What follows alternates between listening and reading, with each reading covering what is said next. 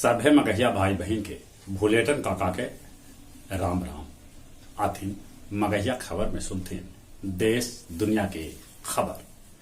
आज रमजान के 30वां रोजा है। कल देश में कहूं चांद न लौकल। अब समूले देश में कल माने 3 मई के मनावल जाए ईद के अग्रिम बधाई।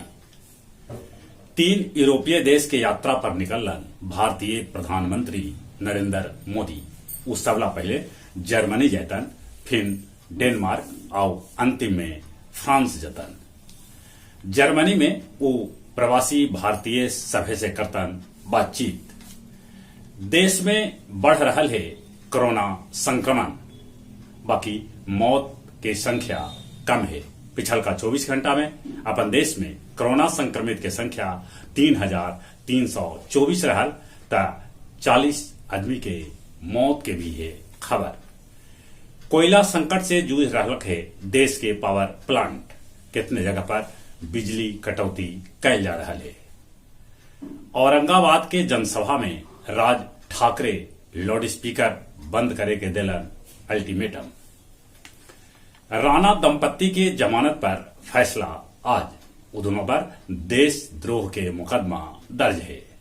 गायक खेसारी लाल यादव मुख्यमंत्री नीतीश कुमार से कैलन गौतम सिंह से सुरक्षा के गुहार। सुपौल के डीएफओ सुनील कुमार के अवैध संपत्ति के पता चलल। वो करोड़ों के मालिक हथन। सुपौल में ट्रक से 2 लड़की के हो गए मौत। माय और एगो बेटी घायल हो गए। रूस यूक्रेन के बीच लड़ाई के आज 68वां दिन है। रूस रुके के नाम न ले रहा है। वो लगतरिये यूक्रेन पर कर रहा है हमला। खबर उड़ रहा है कि रूसी राष्ट्रपति पुतिन कोई असाध्य बीमारी से ग्रसित है। 9 मई से पहले वो खोज सका था अपन नया उत्तराधिकारी। नया उत्तराधिकारी के नाम भी उड़ रहा है। वह निकोलाई पत्रुशेव। मरियापोल स्टील प्लांट से 100 गो यूक्रेनी के बाहरे निकालल गए। रूस ब्रिटेन पर कर सका है हमला, कहे से कि ब्रिटेन खुल के यूक्रेन के कर रहा है सहयोग। गया में लूक लहर के प्रयोग को बढ़ गया है। लूक लगे से एगो होमगार्ड जवान के हो गया मौत। गया सेंट्रल जेल में एगो बाइक सवार एगो जेहल में थैला फेंक दिला। बाद में पता चला उ थैला में 3-4 गो मोबाइल हल। जेल अधीक्षक कैलन मुकदमा दर्ज। सीतामढ़ी में एगो तिलक समारोह में तमचा पर लोग डांस करित हलन। वीडियो हो रहा है वायरल। और अब कुछ खेल के समाचार।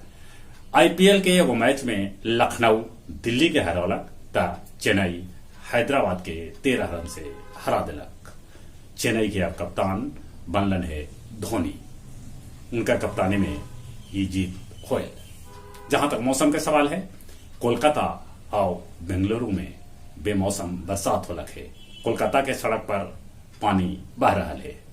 उन्हें मौसम विभाग सूचना दिलका है कि पटना के आसपास 2 दिन लेल येलो अलर्ट रहा। उत्तर और दक्षिण बिहार में भी अलर्ट जारी रहा। आंधी आ सका है, पानी भी बरस सका है, पत्थलों गिर सका है। बाकी ओकर बावजूद गर्मी है। गर्मी से बचते, कोरोना से बचे लेल मुंह होना पर मास्क लगाते।